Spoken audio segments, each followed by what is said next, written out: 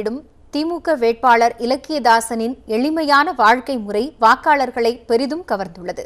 மானாமதுரை தனித்தொகுதியில் திமுக சார்பில் இலக்கியதாசனும், அதிமுக சார்பில் நெட்டூர் நடராசனும், அமமுக சார்பில் மாரியப்பன் கென்னடியும் போட்டியிடுகின்றனர்.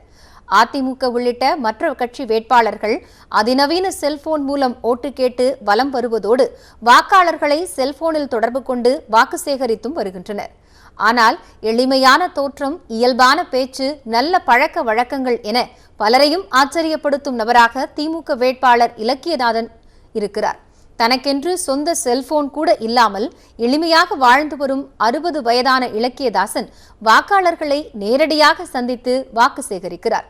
14 வயதிலிருந்து திமுகவிற்கு பணியாற்றி வரும் இவரின் ஆடம்பரம் இல்லாத வாழ்க்கை முறையும் வாக்காளர்களை பெரிதும் கவர்ந்துள்ளது.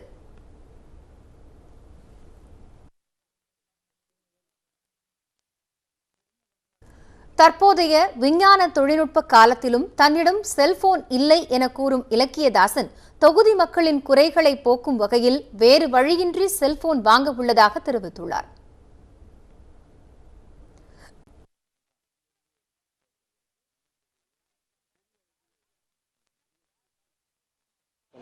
நேரடியாக யாரையும் பார்த்து பேசுகிறத நான் விரும்புவேன். அதனால் செல்போனை அதை எதுக்கு அப்படின்னு நினைக்கிறேன்.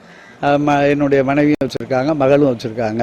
அது இருக்கும்போது நம்மளுக்கு அதுக்கு கூட வர்றவங்க நம்ம நண்பர்கள் இருக்காங்க, என் கூட இருப்பாங்க, எப்போவும் என் கூட இருப்பாங்க. அப்போ வரும்போது நான் அவங்கள்ட்ட நேரடியாக தொடர்பு கொள்வாங்க, பேசிடுவேன்.